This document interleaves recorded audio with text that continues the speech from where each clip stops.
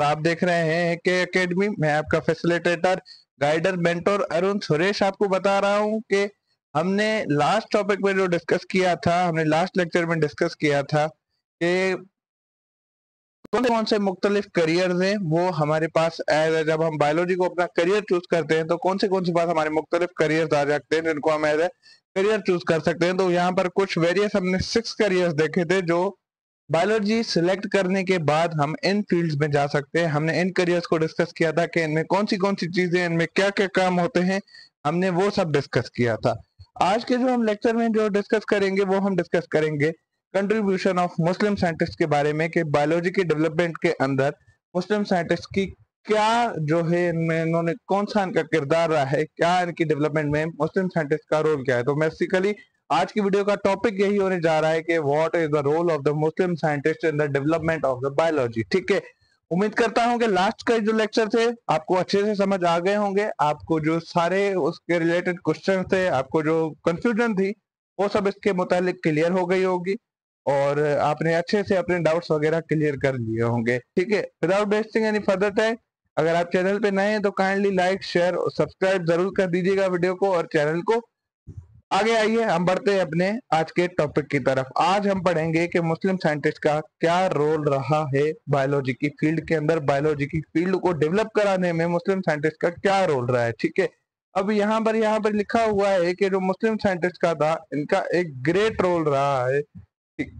ठीक है, इन्होंने एक बहुत अच्छा खासा अपना रोल अदा किया है किसमें, किसकी डेवलपमेंट में, डेवलपमेंट ऑफ बायोलॉजी। बायोलॉजी की फील्ड में मुस्लिम साइंटिस्ट का एक अच्छा खासा रोल रहा है। ठीक है, अब यहाँ पर हमने शुरू में जो हमारे बिगिनिंग के लेक्चर्स थे, हमने वहां पर पढ़ा था कि साइंस की फील्ड में हमारे पास 2 चीजें होती है। एक, हम पहले चीजों को ऑब्जर्व करते हैं, उसके बाद हम उस पर एक्सपेरिमेंट्स करते हैं। तो पहले इन्होंने यहाँ पर ऑब्जर्वेशन स्टार्ट की, चीजों को ऑब्जर्व करना शुरू किया और उसके बाद उन चीजों की ऑब्जर्वेशन के रिलेटेड ही उन्होंने कुछ एक्सपेरिमेंट्स कैरी आउट किए जो कि इन्होंने स्टार्ट किए थे फर्स्ट सेंचुरी, हिजरत की जो फर्स्ट सेंचुरी थी वहां से इन्होंने अपना जो है रिसर्च और ऑब्जर्वेशन एक्सपेरिमेंट का काम इन्होंने स्टार्ट कर दिया। उसके बाद इनको बहुत सारी जो है चीजों के बारे में मालूम हुआ कि सेल जो डिस्कवर इसी दौरान हुआ था। खैर वो तो मुस्लिम साइंटिस्ट नहीं थे, पर वो भी इन्हीं के पीरियड के दौरान ही जो है सेल डिस्कवर हुआ था, जिसके बाद से हमें पता चला था कि किस तरीके से लाइफ एग्जिस्ट करती है। ठीक है, नंबर 1 पर यहाँ पर जो हमारी बुक में जो है साइंटिस्ट को डिस्कस किया गया है वो हमारे साइंटिस्ट जाबिर बिन हयान है। इनकी आप इनिशियल डेट्स को याद रखिएगा, एंड ईयर को याद करिएगा। एंड डेट आपके इंटरमीडिएट आपके जो है बोर्ड एग्जाम्स में नहीं पूछा जाता, अक्सर बेशतर आपके एमसीक्यूज में ये सवाल पूछा जाता है कि Jabir bin Hayyan was born in, तो आपको वहां पर टिक करना होगा 722 एडी। ठीक है, ऑलमोस्ट जो है मोस्ट प्रोबेबली यही पूछा जाता है, एंडिंग के ईयर्स नहीं पूछे जाते। तो आपको ये याद रखना है कि कहाँ पर पैदा हुए थे। जो इम्पोर्टेंट पॉइंट से मैं आपको अंडरलाइन करता हुए देते जा रहा हूँ, आपको वो चीजें जहन नशीन कर देनी है कि जाबिर बिन हयान पैदा हुए थे ईरान में। थे तो ये जो है केमिस्ट पेशे से, इन्होंने अपनी फील्ड केमिस्ट्री की चूज की थी, मगर इन्होंने अच्छा खासा काम किया है। इनकी बहुत सारी डिस्कवरीज रही हैं बायोलॉजी की फील्ड के अंदर। तो यहाँ पर ये लिखा हुआ he worked in the field of chemistry. इन्होंने काम तो केमिस्ट्री की फील्ड में किया था, बाजार ये पेशे से केमिस्ट थे, एक कीमियादान थे, मगर यहाँ पर ये लिखा हुई also wrote a number of books. उन्होंने काफी सारे बुक्स लिखे। अब बुक्स, ये आजकल की जनरेशन हो गई है कि जो कहते हैं कि हमने मैथ उठाई है तो हमें बायो नहीं आती, हमने बायो उठाई है तो हमें इंजीनियरिंग नहीं आती या हमें मैथ नहीं आती। ये सारी कहने की बात है, जबकि हम अगर इल्म को देखें तो वो किसी फील्ड तक, किसी जो है ग्रुप तक वो जो है महदूद नहीं है, बल्कि हर इंसान को अच्छी खासी नॉलेज होनी चाहिए हर साइंटिस्ट की वजह से। अब ये पेशे से थे तो कीमियादान, थे तो केमिस्ट, मगर इन्होंने बायोलॉजी के ऊपर बहुत सारी बुक्स लिखी हैं, बहुत सारे प्लांट्स के ऊपर, बहुत सारी एनिमल्स के ऊपर इनकी फेमस बुक्स लिखी हुई हैं। जिनमें से यहाँ पर हमारी बुक में 2 बुक्स को डिस्कस किया गया है, आप सिर्फ उनको याद रखिएगा।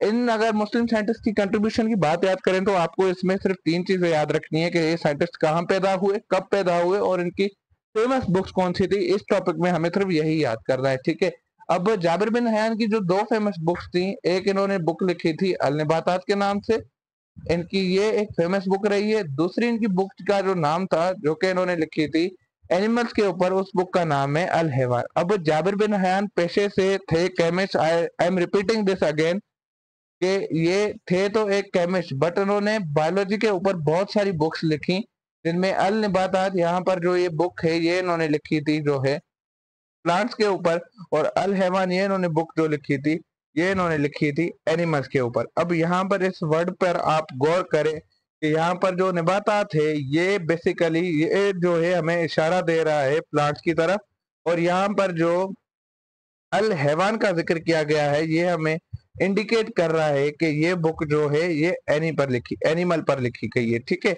ये छोटी छोटी हिंट्स हैं जो आपको हेल्प करेंगी चीजों को याद करने में, और इनसे ऐसी ऐसी जो शॉर्ट ट्रिक्स होती हैं इससे आपको चीजें याद रह जाती हैं, ये आपके ही फायदे के लिए काम होती है। तो आप इन छोटी छोटी ट्रिक्स को याद रखिएगा कि कैसे। अब आपको ये नहीं याद कि इन्होंने कौन सी बुक कौन से पे रखी, तो आप बस इसको शॉर्टली याद करें। जो नबातात है वो प्लांट्स पर लिखी गई है, और जो अल हैवान है वो उनकी बुक लिखी गई है एनिमल्स के ऊपर। ठीक है, आई होप सो आपको उनकी दो बुक्स, अभी मैंने इतनी बार बोला है आपको ये याद हो गई होगी। ठीक है, इनकी दो बुक्स का हमने जिक्र किया कि एक प्लांट पर थी और एक एनिमल के बारे में थी। दूसरा जो साइंटिस्ट यहाँ पर हमने जिक्र करना है वो जो है अब्दुल मलिक आसामी है। अब यहीं पर भी हम वो ही करेंगे कि इनका जो है स्टार्टिंग पीरियड हम याद करेंगे कि इनकी जो पैदाइश हुई थी वो 741 एडी में ये पैदा हुए थे। ये थे तो बहुत ग्रेट जूलॉजिस्ट, मतलब कि इन्होंने बायोलॉजी की ही फील्ड से रिलेटेड थे, ये कोई आउट ऑफ द फील्ड नहीं थे, ये जूलॉजिस्ट ही थे। अब जूलॉजिस्ट से मुराद वो पर्सन है जो सब्जेक्ट जूलॉजी को स्टडी करता है, और इन्होंने बहुत सारी बुक्स लिखी। इनका कंट्रीब्यूशन ही यही है कि इन्होंने चीजों को ऑब्जर्व कर कर उन पर एक्सपेरिमेंट कर कर अपनी रिसर्च जो है बहुत सारी बुक्स में इन्होंने शामिल की, ताकि वो जो आने वाली नस्लें थी वो उन बुक्स वगैरह को पढ़कर अपनी डेवलपमेंट के बारे में पढ़ सके, उनको अपनी एग्जिस्टेंस के बारे में चल सके कि किस तरीके से जो है एक सेल से उनका फिर आगे फर्दर बॉडी डेवलप हुई। वो सारी की सारी इनकी सारी बुक्स में इनका जिक्र मिलता है। अब अब्दुल मलिक आसामी ने बहुत सारी बुक्स लिखी, जैसे हमने देखा कि जाबिर बिन हयान की सिर्फ दो बुक्स थी, तो ऐसा अब्दुल मलिक आसामी के केस में नहीं है, इन्होंने बहुत सारी बुक्स लिखी। जिनमें इनकी फर्स्ट जो बुक यहाँ पर डिस्कस की गई है वो है अल खेल के बारे में। ठीक है, वो जो उन्होंने लिखी थी हॉर्स के ऊपर। अब यहाँ पर आपको ये चीजें याद करनी पड़ेगी कि इन्होंने कौन सी चीज किसके ऊपर लिखी थी। अक्सर बेशतर ये हमारे एमसीक्यूज में आपसे बोर्ड के एग्जाम्स में आपसे कुछ एमसीक्यूज में आ जाता है कि अल खेल जो कि किताब लिखी गई है अब्दुल मलिक आसामी की तरफ से, वो उन्होंने लिखी थी किस जानवर के ऊपर। तो आपको वहां पर टिक करना पड़ेगा कि इन्होंने ये हॉर्स के ऊपर किताब लिखी थी। ठीक है, अब इनकी जो सेकंड बुक का यहाँ पर जिक्र किया गया है वो है अल इबिल। यहाँ पर जो उन्होंने कैमल्स को यहाँ पर इस बुक में डिस्कस किया है, तो ये आपको याद करना पड़ेगा कि खेल जो है बुक लिखी गई है हॉर्स के ऊपर, इबिल लिखी गई है कैमल के ऊपर, शात जो अलशात बुक है अब्दुल मलिक आसामी की वो उन्होंने लिखी है शीप के ऊपर, और अल वाशूस जो बुक इनकी है वो इन्होंने लिखी थी वाइल्ड एनिमल्स के ऊपर। आई नो ये कुछ वियर्ड से नाम है, आप फर्स्ट टाइम इनको सुन रहे होंगे, अगर आप इनको प्रोनाउंस करते रहे 2 से 3 मरतबा अपनी टंग से, आपको ये मुश्किल नहीं लगे थे। अल वाशू से इन्होंने लिखी थी वाइल्ड एनिमल्स के ऊपर। इनकी जो लास्ट बुक यहाँ पर लिखी गई है खलकुल इंसान, वो इन्होंने ह्यूमन बॉडी के डिफरेंट पार्ट्स के ऊपर लिखी थी। अब आई होप सो आपको बुक्स ये फिंगर टिप्स पर याद हो गई होंगी। मेरे साथ रिपीट करें आए। अब्दुल मलिक आसामी ने 5 बुक्स लिखी थी, जिनमें पहली बुक का नाम हमने पढ़ा अल खेल, वो इन्होंने लिखी थी हॉर्स के ऊपर। दूसरी हमने पढ़ी अल इबिल बुक थी जो इन्होंने लिखी थी जो है कैमल के ऊपर। तीसरी हमने पढ़ी इनकी जो बुक थी वो थी अल शाद जो उन्होंने लिखी शीप के ऊपर। फोर्थ इनकी बुक थी अल वाशूस जो उन्होंने लिखी वाइल्ड एनिमल्स के ऊपर। और जो फिफ्थ एंड लास्ट इनकी जो फेमस बुक हमारे बुक में डिस्कस की गई है, हमारे सिलेबस में डिस्कस की गई है, वो है खलकुल इंसान जो इन्होंने ह्यूमन बींग के डिफरेंट बॉडी पार्ट्स के ऊपर लिखी थी। ठीक है, और उनके फंक्शन के बारे में। ठीक है, हमने अभी 2 साइंटिस्ट कवर कर लिए। लास्ट हमारा साइंटिस्ट रहता है बू अली सिन्हा। यहाँ पर भी हमें पहले जो है इसकी जो है एंडिंग नहीं स्टार्टिंग ईयर याद करना पड़ेगा कि इनकी पैदाइश हुई थी 980 एडी के अंदर। ठीक है, अब इनको जो है थोड़ी ज्यादा इंपॉर्टेंस हासिल है दूसरी जो है साइंटिस्ट से लेकर। अब इसकी एक रीजन है, इसका एक पर्टिकुलर रीजन है कि ऐसे इनको नाम नहीं दे दिया कि ये मुस्लिम साइंटिस्ट में सबसे ग्रेटेस्ट है। इसके पीछे एक प्रॉपर रीजन है। इसी लेक्चर में हम जानेंगे कि क्यों जो है बू अली सिन्हा को ग्रेटेस्ट कहा गया। अब ग्रेटेस्ट होना कोई छोटी बात नहीं है, ये एक बहुत बड़े एजाज की बात है कि मतलब जितने भी मुस्लिम साइंटिस्ट थे उन सब में जो नंबर 1 पर थे वो बू अली सिन्हा थे। ठीक है, अब इनको जो ग्रेटेस्ट ऑफ मुस्लिम साइंटिस्ट कहा जाता है। हमारा अब लास्ट टॉपिक यही कवर रहने को रह गया है कि ऐसी क्या वजह थी जो बू अली सिन्हा को जो है उनको ग्रेटेस्ट मुस्लिम साइंटिस्ट कंसीडर किया जाता था। अब यहाँ पर इस चीज का तस्करा हो ही गया है, तो हम बता देते हैं आपको कि बू अली सिन्हा थे फाउंडर ऑफ मेडिसन। अब हमने पीछे बायोलॉजी के करियर्स में हमने मेडिसिन के बारे में डिस्कस कर रखा था कि डायग्नोसिस की जब किसी चीज की हो और ट्रीटमेंट हो, वो ट्रीटमेंट मेडिसिन की वजह से हो, एक्सटर्नली हम उसको कुछ न्यूट्रिशन की बेस पर चीजें दें तो वो चीजें इसकी मेडिसिन में काउंट होती है। तो फाउंडर ऑफ मेडिसिन अगर कहीं पर आपसे पूछा जाए तो आपको कहना होगा कि ये बू अली सिन्हा के बारे में बात हो रही है, उनके बारे में जिक्र हो रहा है कि फाउंडर ऑफ मेडिसिन किसको कहा जाता है, बू अली सिन्हा को कहा जाता है। ठीक है, अब यहाँ पर एक टर्म लिखा हुआ है जिसका नाम है इधर एविसिना लिखा हुआ है, जिसको उनको वेस्ट में कहा जाता है। बेसिकली ये वेस्ट में इनके बू अली सिन्हा का लैटिनाइज्ड वर्जन है, जिनको यहाँ पर एविसिना कहा जाता है। इनको वेस्ट में लोग इस नाम से जानते थे क्योंकि बू अली सिन्हा तो इनका ये अरेबिक में नाम है, मगर वेस्ट में इनको लोग एविसिना के नाम से जानते थे।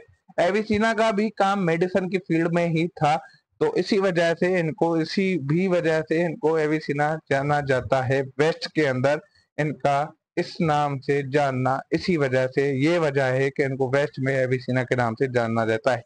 अब इन्होंने बहुत सारी डिजीजेस आइडेंटिफाई की थी। अब देख रहे हैं आप, इन्होंने एक तो मेडिसिन के ऊपर काम किया, उसके बाद इतनी सारी डिजीजेस हमें आइडेंटिफाई करके दी, फिर इसी वजह से इनको जो है ग्रेटेस्ट ऑफ मुस्लिम साइंटिस्ट का इनको एजाज दिया गया। अब ट्यूबरक्लोसिस, इनको जो हम आम लैंग्वेज में इसको हम टीबी कहते हैं, इन्होंने वो डिजीज जो है डिस्कवर की। सेकंड इन्होंने जो डिजीज डिस्कवर की वो है मेनिंजाइटिस, और इनकी जो थर्ड जो डिजीज इन्होंने डिस्कस की थी वो उसमें वेरियस टाइप्स ऑफ इन्फ्लेमेशन थी, इन्होंने वो डिस्कस की थी। अब टीबी जो है बेसिकली ये लंग्स से रिलेटेड है। मेनिंजाइटिस ये जहां पर ये लास्ट में टेस्ट की बात आ जाए ना, ये आपके समझ लें एक इशारा है कि ये इन्फ्लेमेशन की बात हो रही है, किसी तरह की सोइलिंग, किसी तरह की सूजन उस जगह पर हो गई है।